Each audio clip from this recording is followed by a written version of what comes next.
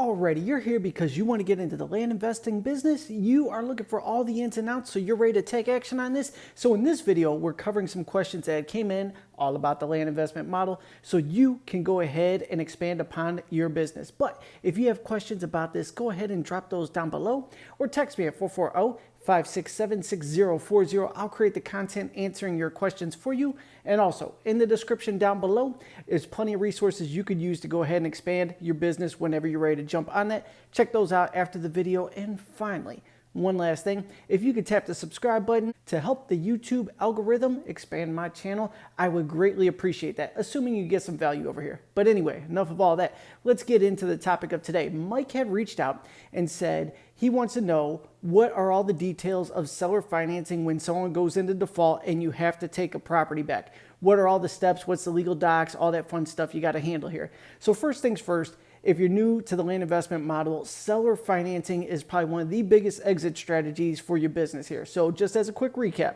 you go out and you purchase a property at a discount. Let's say you purchase a property for $1,000. You turn around and list it on the land investing platforms for $1,000 down, not $1,000 down, $100 down, $100 a month for 36 months. So this investment you made up front, you're going to turn into a $3,600, $3,700 note. You're going to get payments each and every month. What happens when someone stops paying you though? How do you take the property back and then resell it legally? Now, obviously you should always consult an attorney for the proper steps, but here is the business norm. Most of the investors out there give a 60-day period for defaults. This means that if you stop paying, the clock starts on the date you stop paying. So if it's due on the 1st and you don't pay on the 1st, clock starts. Now you got the next month on the 1st, the following month on the 1st. On the 2nd of that following month there, day 61 per se, they are able to resell this property. It's written into the contract. Now, me personally, I give a 90-day grace period. I don't know why. I just do that because I like to give people a fair shake. I've been on all sides of the financial scale throughout my life there, so I know what it's like to fall on tough times. And then, I just want to give people the benefit of the doubt. So here's exactly how this works. We sell a property on seller financing terms. Our typical deal is 50 down, 50 a month for 48 months. Now with that, let's say they pay for 6 months and they just disappear on month number 7. The clock starts and we'll reach out and say, hey, I hope everything's okay. Let me know if you want to pause your payments, if you want to readjust the monthly payment, whatever it is, I try to work with them.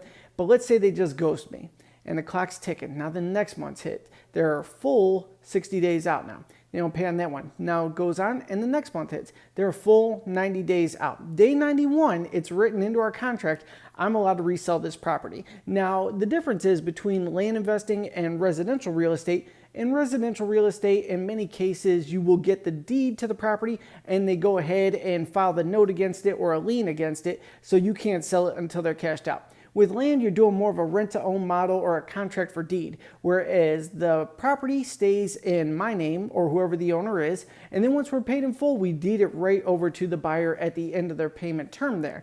Now, the reason this is structured like this is, one, the deal note of the property is really low. Now, there is a fair amount of defaults in the business, so if you had to do a full foreclosure process, it would blow all your profits and some, not making it worth it at all. That's why you structure these as a rent-to-own or a contract for deed. Once everything's paid in full, you deed it over. If someone defaults, the clock starts ticking. Like I said over here, we give a 90-day grace period. Most people give a 60-day grace period, but when that time is up, it's written into the contract, you're allowed to put it right back on the market and resell it and get it performing again. Now, in the follow-up to this, many people will ask, how many people default? How often do you take properties back? That depends on what's going on in the economy. So a lot of my friends right now always call me out on this because I say 60% of the notes go full term. At least 40% of them, you're going to get the property back. It's just the way the business model is. People just decide at some point they don't want the property anymore. You take it back and you're able to resell it. Now, right now, everybody's balling. There's so much stimulus money going around that nobody has any issues with cash. So there's very little default rates and many deals go full term, which is fantastic because people now own assets free and clear in their portfolio. But if there's a shakeup in the economy, it could go back to the old ways where, 60% of these things go full term, 40% just stay in your inventory and they keep cycling through. Just the realities of the business. Now, if you have any other questions about the land investment business, go ahead and drop those down below. Or like I said, you could text me at 440-567-6040. Check out the goodies in the description down below. Thank you so much for tuning in. I'll see you in the next video.